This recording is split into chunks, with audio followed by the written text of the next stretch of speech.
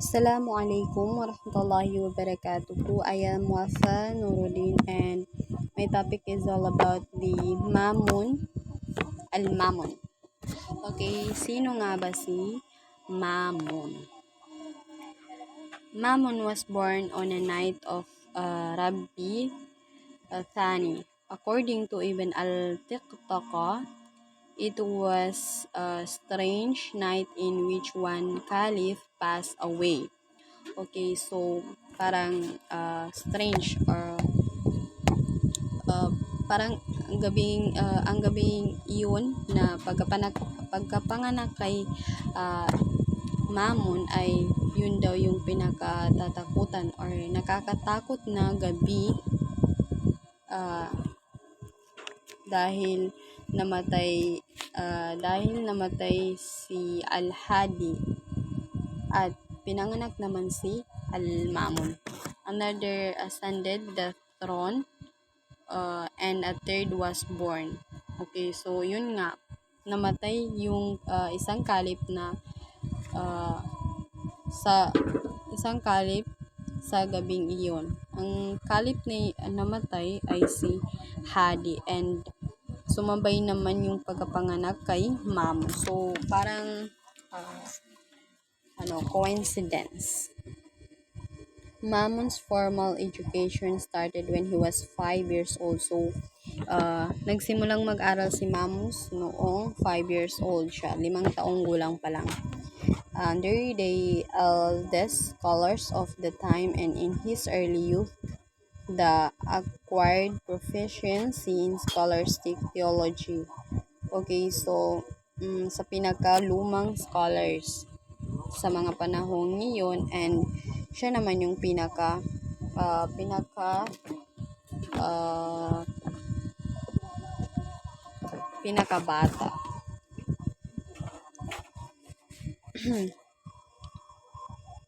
After the death of Amin under tragic circumstances, Mamun became the commander of the faithful. So naging commander si Mamun nung pagka matay ni Amin. But he did not immediately rush to Baghdad and take over the charge of the Abbasid administration. So hindi siya agad-agad nagpunta dun sa Baghdad and kunin ang Abbasid administration. So sa pagkamatay ni Amin ay hindi siya agad-agad pumunta doon sa Baghdad para kunin ang Abbasid administration.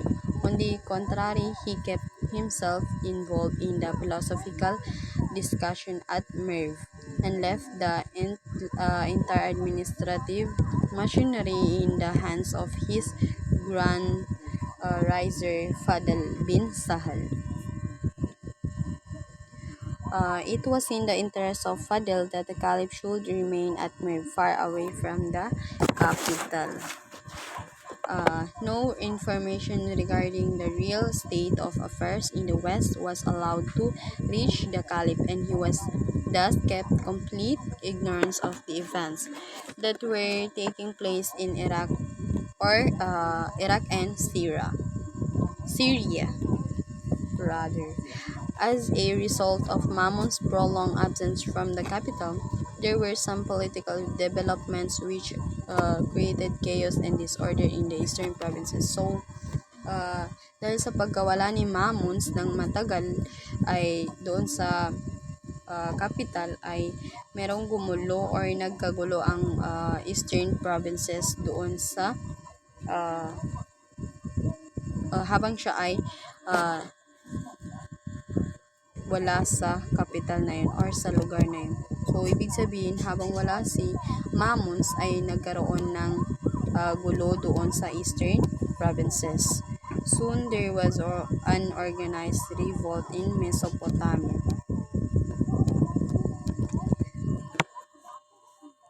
Okay, so yung gulong daw yun ay conditions prevailed for about 5 years and they could have been easily avoided had Mamun on Amin's death promptly shifted to Baghdad.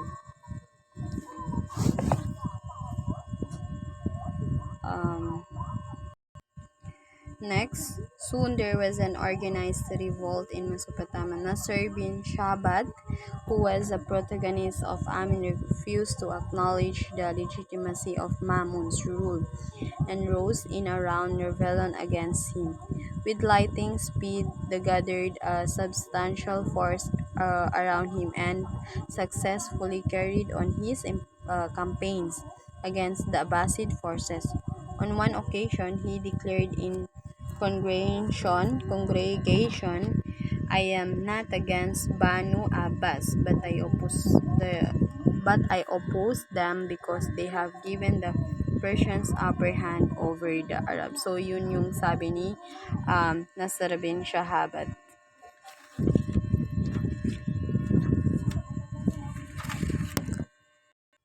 Next, sino nga ba si Abu al-Saraya?